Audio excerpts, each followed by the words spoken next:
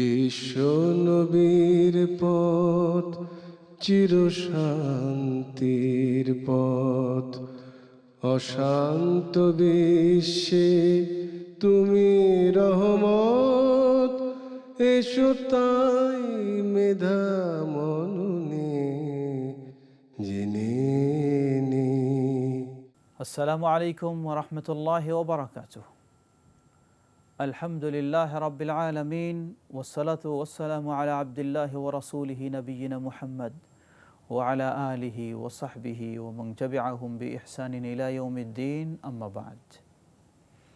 সুপ্রিয় দর্শক শ্রোতা, শুরুতে আপনাদের জানাচ্ছি বিশেষ আমন্ত্রণ এনটিভির দরসে হাদিস প্রোগ্রামে।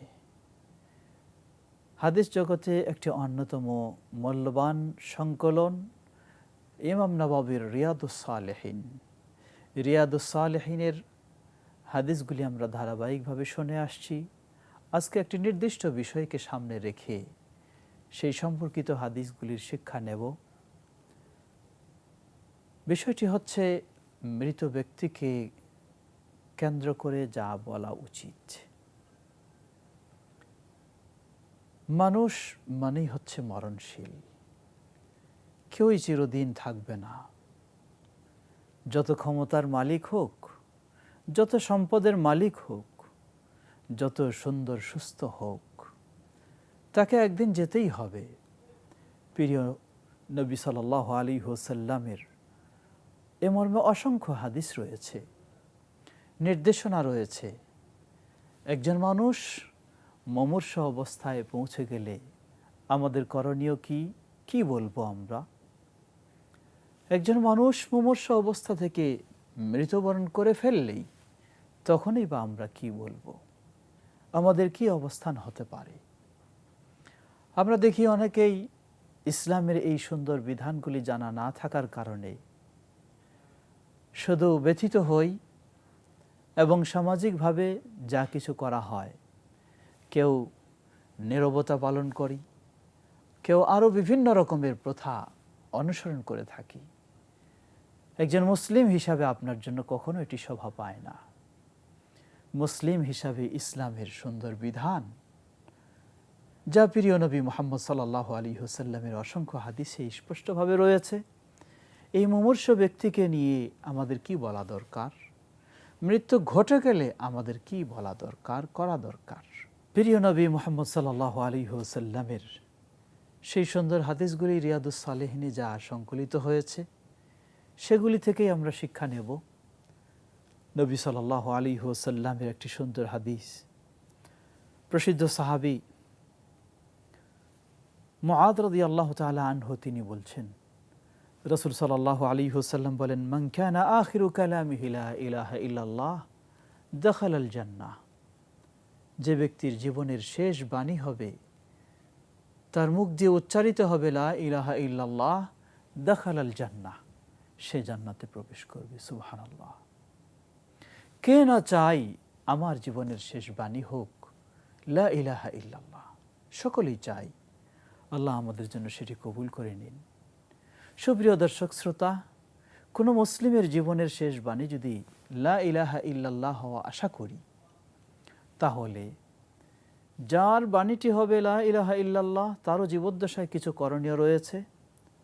অনুরূপভাবে যারা সেই মুসলিমের প্রতিবেশী বা পরিবারের মানুষ, তাদের জন্যও কিছু করণীয় রয়েছে। আমি আমার জীবনের শেষ বাণী যদি লা ইলাহা ইল্লাল্লাহ হবে এটি আশা করি, আমাকে আমার গোটা জীবনে লা ইলাহা ইল্লাল্লাহর সাথে সম্পর্ক রাখতে হবে। আমরা অনেক সময় মনে করে থাকি সারা জীবন লা ইলাহা ইল্লাল্লাহর সাথে কোনো সম্পর্ক নেই, লা ইলাহা ইল্লাল্লাহকে অপেক্ষা করেই চললাম, বিরুদ্ধাচারণ করেই চললাম। আর মুমূর্ষু অবস্থায় একদল হাফেজে কোরআন অথবা আলেম ওলামাকে নিয়ে এসে আমার মুখ থেকে যেন লা ইলাহা ইল্লাল্লাহ বের হয়, সেই ব্যবস্থা নিতে চাই। বিষয়টি আসলে এত সহজ নয়। ইমাম ইবনুল কাইয়িম আল জাওজিয়া রাহিমাহুল্লাহ তার একটি প্রসিদ্ধ গ্রন্থ আল জওয়াব আল কাফি, এই গ্রন্থে এই বিষয়গুলি আলোচনা করতে গিয়ে তিনি বেশ কতগুলি ঘটনা তুলে ধরেছেন।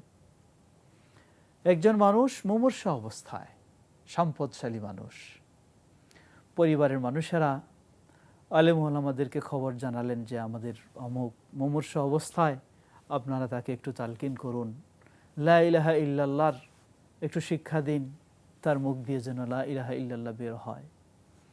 তারা আসলেন, এসে তারা এই মুমূর্ষ অবস্থায় লা ইলাহা ইল্লাল্লাহ যেন তার মুখ দিয়ে বের হয়, তারা তাদের সাধ্যমতো ব্যবস্থা নিলেন।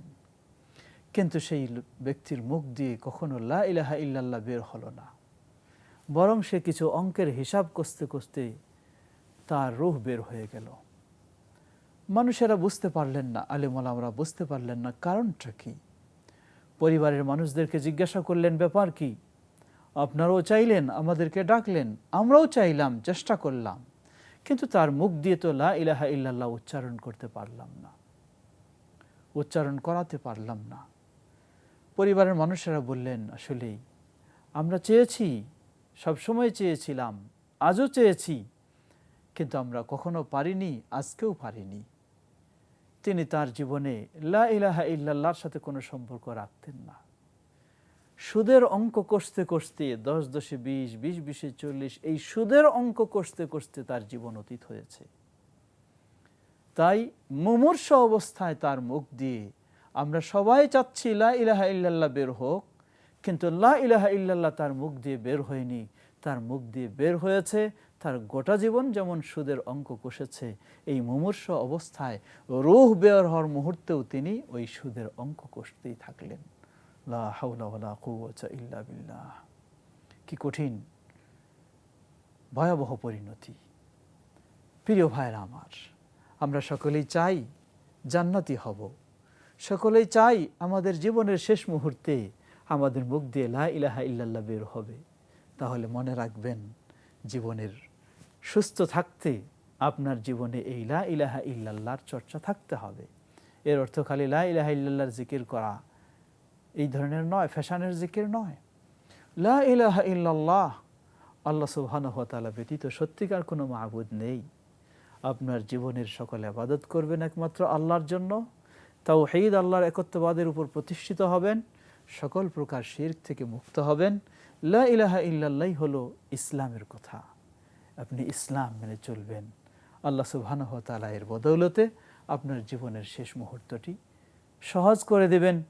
শেষ মুহূর্তে আপনার মুখ দিয়ে লা ইলাহা ইল্লাল্লাহ উচ্চারণ আশা করা যাবে। আল্লাহ আমাদের সকলকেই সে পথ বেছে নেওয়ার তৌফিক দান করুন। সুপ্রিয় দর্শক শ্রোতা, এটি হচ্ছে যিনি চাইবেন শেষ মুহূর্তটি তার ঈমানের সাথে যাক, লা ইলাহা ইল্লাল্লাহর সাথে যাক, তার করণীয়। অপর ব্যক্তিদের জন্য করণীয়, এই মুমূর্ষ অবস্থায় কাউকে পেলে আমরা কি বলবো, আমরা কি করব। নবী সাল্লাল্লাহু আলাইহি ওয়াসাল্লাম, সহিহ মুসলিমের হাদিসে এসেছে, সাহাবী আবু সাঈদ আল খুদরি রাদিয়াল্লাহু তাআলা আনহু তিনি বর্ণনা করছেন, রিয়াদুস সালিহিনে এই হাদিসগুলি এসেছে। তিনি বলেন, লাক্কিনু মাউতাকুম লা ইলাহা ইল্লাল্লাহ, তোমাদের যারা মুমূর্ষ অবস্থায় পৌঁছে গেছে তাদেরকে লা ইলাহা ইল্লাল্লাহ এর তালকিন দাও, লা ইলাহা ইল্লাল্লাহ স্মরণ করে দাও বলার জন্য। লা ইলাহা ইল্লাল্লাহ ওই মুমূর্ষ অবস্থায় তার কাছে একটু আওয়াজ দিয়ে শোনাও, যাতে সে তার মুখ দিয়ে লা ইলাহা ইল্লাল্লাহ কানে এই আওয়াজ শুনে মুখ দিয়ে উচ্চারণ করার চেষ্টা করে। কারণ মুমূর্ষ অবস্থাটি খুবই কঠিন। স্মরণ করুন, প্রিয় নবী মুহাম্মদ সাল্লাল্লাহু আলাইহি ওয়াসাল্লাম যখন এই মুমূর্ষ অবস্থায় মৃত্যুশয্যায় শায়িত, অসুস্থতায় ছটফট করছেন, হাদিসটি সহিহুল বুখারীর উম্মুল মুমিনিন আয়েশা রাদিয়াল্লাহু আনহা বর্ণনা করেন, রাসূল সাল্লাল্লাহু আলাইহি ওয়াসাল্লাম একবার চাদর টেনে নিয়ে চেহারাটি ঢেকে নিচ্ছেন, যেন শ্বাস বন্ধ হয়ে যাচ্ছে, আবার চাদরটি সরিয়ে ফেলছেন। সামনে রয়েছে পানির পাত্র, হাতটি ডুবিয়ে ভিজিয়ে চেহারা মুছে নিচ্ছেন আর বলছেন, লা ইলাহা ইল্লাল্লাহ ইন্না লিল মাউতি সাকারাত, মৃত্যু যন্ত্রণা কতই না কঠিন যন্ত্রণা। নবী সাল্লাল্লাহু আলাইহি ওয়াসাল্লামের যদি এই অবস্থা হয়, তাহলে আমাদের অবস্থা কি হতে পারে। এজন্যই নবী সাল্লাল্লাহু আলাইহি ওয়াসাল্লাম মুমূর্ষ অবস্থায় এই মৃত্যুশয্যায় শায়িত ব্যক্তিদেরকে লা ইলাহা ইল্লাল্লাহ এর তালকিন সেই সময় তার কাছে গিয়ে সুন্দরভাবে স্মরণ করে দেওয়া, আওয়াজ শোনানো তাকে, উদ্বুদ্ধ করা, যাতে সে বিরক্ত না হয়ে সহজভাবে তার মুখ দিয়ে লা ইলাহা ইল্লাল্লাহ উচ্চারণ হয়, সে ব্যবস্থা আমাদের নেওয়া উচিত। সুপ্রিয় দর্শক শ্রোতা, ঠিক এমনইভাবে এই মুমূর্ষ অবস্থায় আমাদের আরও অনেক কিছু করণীয় রয়েছে, অনেক কিছু বলার রয়েছে।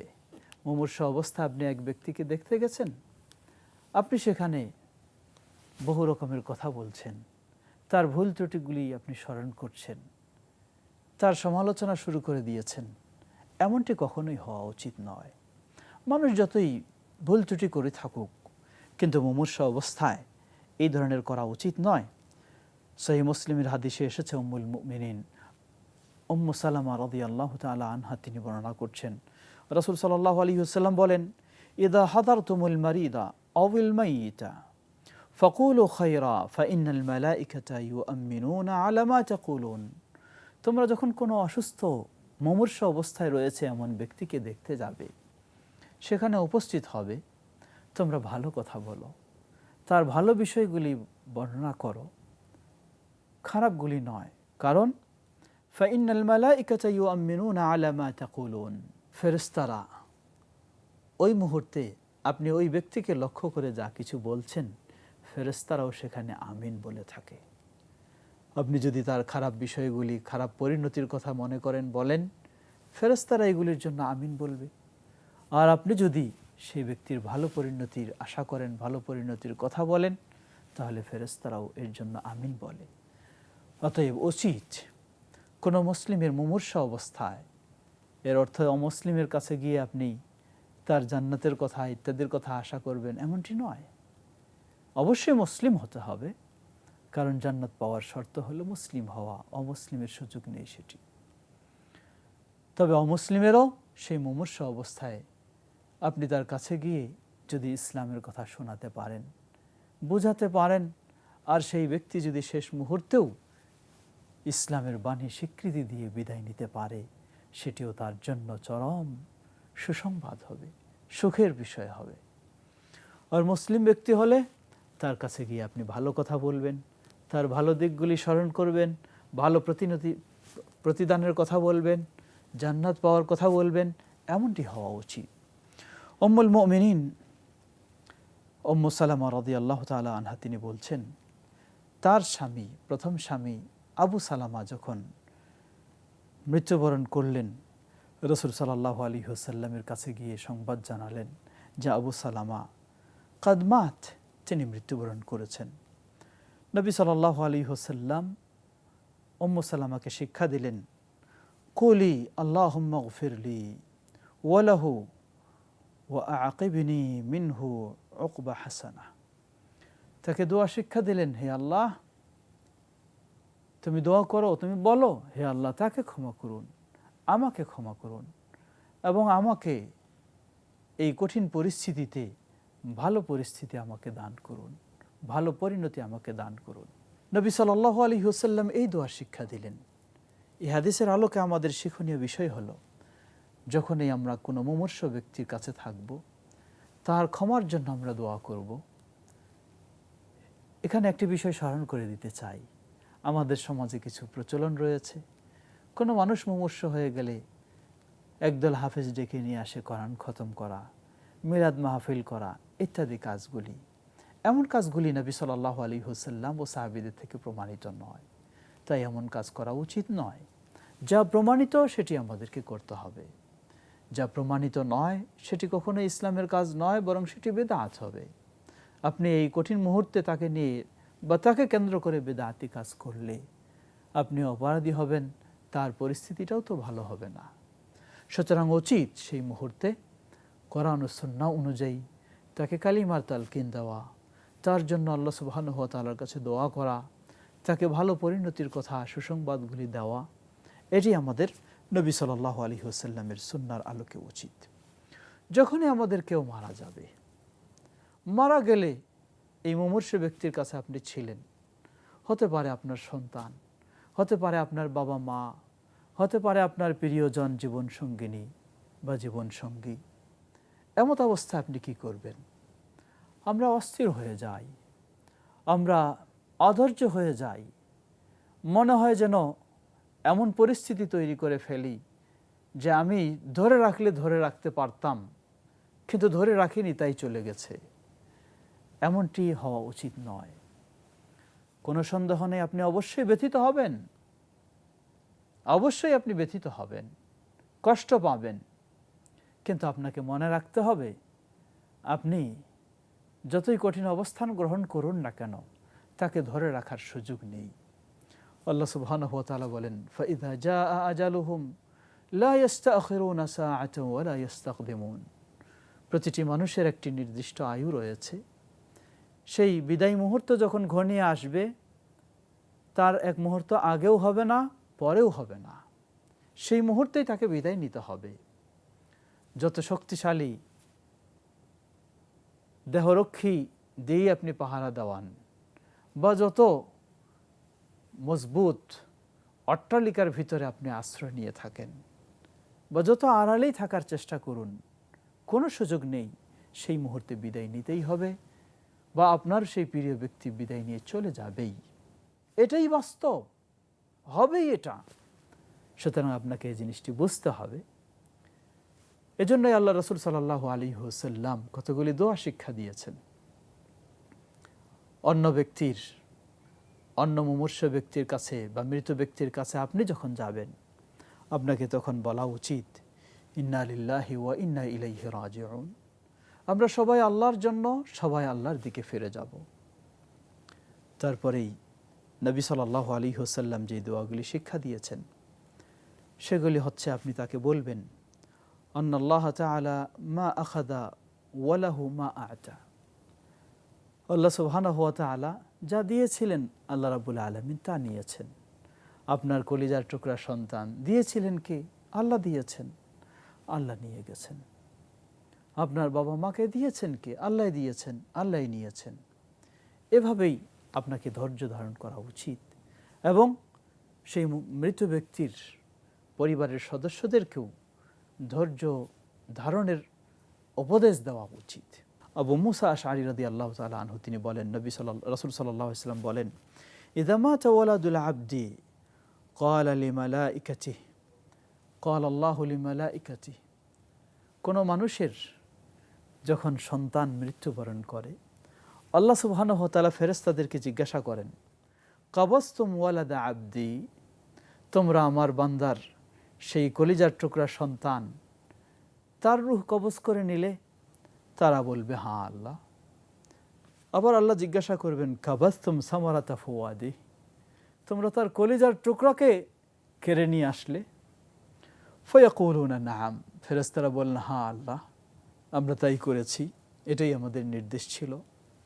ফায়াকুলু মাযা ক্বালা আবদি, আল্লাহ রাব্বুল আলামিন জিজ্ঞাসা করবেন যে, ঠিক আছে, তোমরা আমার বান্দার কলিজার টুকরাকে কেড়ে নিয়ে এসেছো, এই মুহূর্তে আমার বান্দা কি বলেছিল? ফায়াকুলুনা হামিদাকা ওয়াস্তারজা, ফেরেশতারা বলবেন, হে আল্লাহ, আপনার বান্দার এই কলিজার টুকরাকে যখন আমরা কেড়ে নিয়ে আসি, তার রূহ কবজ করে নেই, সে আপনার প্রশংসা করেছে এবং বলেছে, ইন্না লিল্লাহি ওয়া ইন্না ইলাইহি রাজিউন, এই বলেই সে ধৈর্য ধারণ করেছে। ফায়াকুলুল্লাহু তাআলা ইবনু লিআবদি বাইতান ফিল জান্নাতি ওয়া সাম্মুহু বাইতাল হামদি।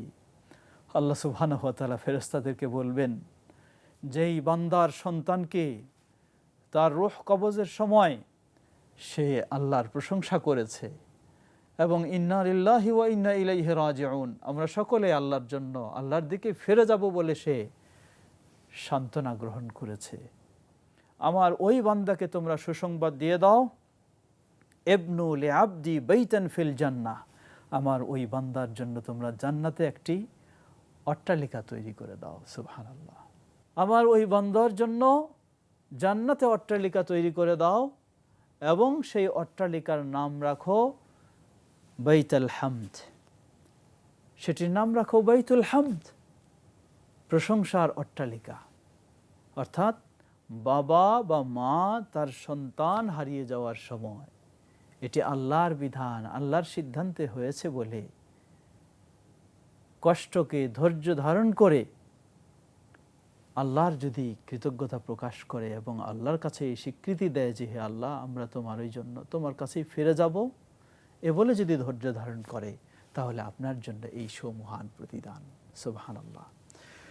সুপ্রিয় দর্শক শ্রোতা, ঠিক এমনইভাবে আরেক হাদিসে, সেটিও বুখারীর হাদিস, সাহাবী আবু হুরায়রা রাদিয়াল্লাহু তাআলা আনহু তিনি বলেন, রাসূল সাল্লাল্লাহু আলাইহি ওয়াসাল্লাম বলেন, ইয়াকুলুল্লাহু তাআলা মা লিআবদিল মুমিনি ইনদি জাযাউন ইযা ক্বাবাসতু সাফিয়াহু মিন আহলিদ দুনিয়া সুম্মা ইহতাসাবাহু ইল্লাল জান্নাহ। আল্লাহু আকবার। আল্লাহ সুবহানাহু ওয়া তাআলা বলেন, আমার কোনো বান্দার প্রিয় ব্যক্তি বস্তুকে যখন তাকে নিয়ে আসা হয়, অর্থাৎ তার যখন মৃত্যু ঘটে যায়, সেই বান্দা যদি দুনিয়ার জীবনে তার সবচেয়ে প্রিয়, কে সবচেয়ে প্রিয়? স্বামীর কাছে সবচেয়ে প্রিয় হলো তার স্ত্রী, স্ত্রীর কাছে সবচেয়ে প্রিয় হলো তার স্বামী, সন্তানের কাছে প্রিয় হলো বাবা মা, বাবা মার কাছে প্রিয় হলো সন্তান।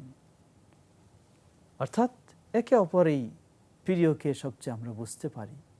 আল্লাহ সুবহানাহু ওয়া তাআলা বলবেন যে আমার কোনো বান্দার এই প্রিয় ব্যক্তিকে যখন মৃত্যু ঘটে যায় তার, আমার বান্দা যদি ধৈর্য ধারণ করে, এর প্রতিদান আশা করে, তাহলে আমি এর প্রতিদান হিসাবে তাকে জান্নাত নির্ধারণ করে দেই। সুবহানাল্লাহ। সুপ্রিয় দর্শক শ্রোতা, অতএব আমাদেরকে ধৈর্যের পরিচয় দিতে হবে। আসুন প্রিয় নবী মুহাম্মদ সাল্লাল্লাহু আলাইহি ওয়াসাল্লামের কি অবস্থা একটু লক্ষ্য করি। নবী সাল্লাল্লাহু আলাইহি ওয়াসাল্লামের প্রিয় পুত্র ইব্রাহিম, ছোট বয়স 16 বা 17 এই ধরনের মাস বয়স হয়েছে, সে বয়সে ইব্রাহিম রাদিয়াল্লাহু তাআলা আনহু তিনি ইন্তেকাল করলেন।